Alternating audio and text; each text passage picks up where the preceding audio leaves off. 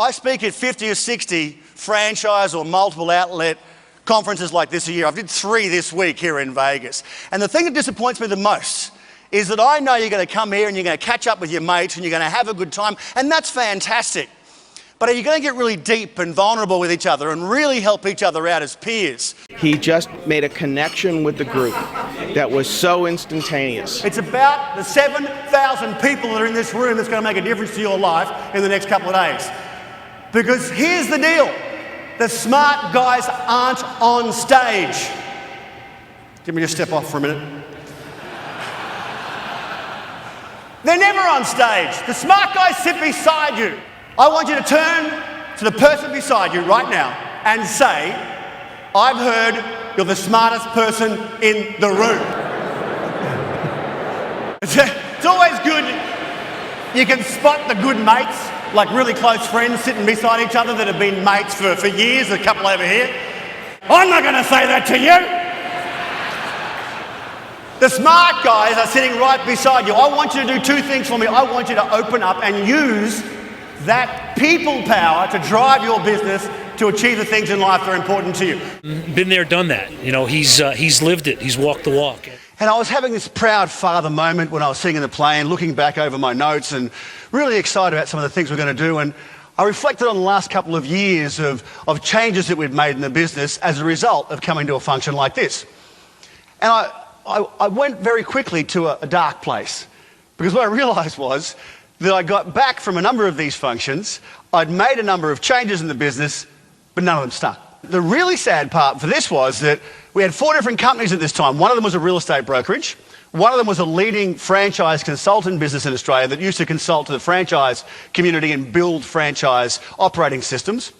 We had an advertising and marketing agency, and we just bought a technology company that specialised in web development and application development. So I set about creating a personal plan. Now, the reason I want to talk to you about this is that we always have a business plan. We have business metrics. We have things we do in business that we check off that help us manage or measure our success or our growth. But we rarely stop and do a personal plan. So I decided I was going to do this 1-page plan on how I wanted to manage me to help with my personal vision. This was important to me because I figured if I could work this bit out, then the business plan should be easy because I would give the business plan some purpose. We get caught up in what's important here. And, you know, my race driver instructor, because I'm an amateur motorsport guy, I got a race car in Australia I get back to infrequently. I was telling him the story about how I think I might need more vision in my business. He said, well, you need more vision in your driving too because you suck.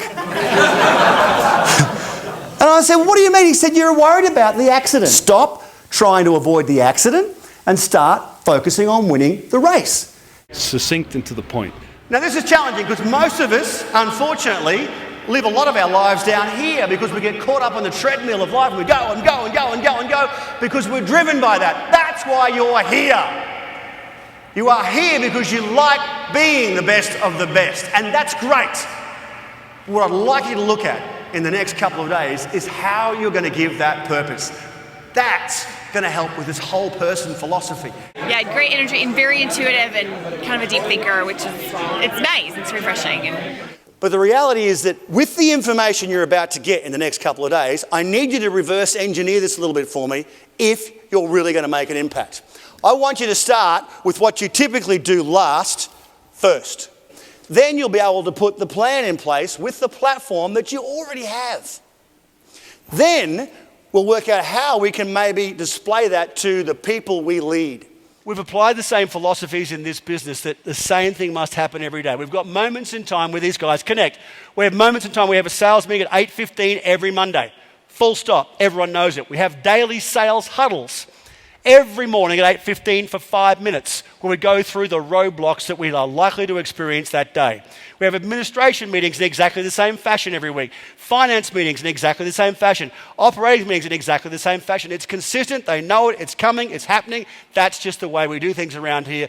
That is our DNA. It really connected for me on a personal level on the things that I need to change. And if there is nothing else that you've got from me in the last half hour we've spent together, please walk out of this room, take those business cards, have those conversations, write that plan, find those 30 minutes and make a commitment to make a change with the fantastic information you are about to receive at this year's annual meeting.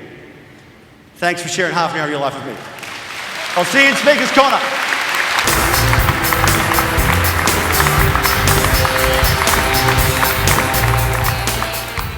Phenomenal energy. He's so inspirational. He rocks for small business.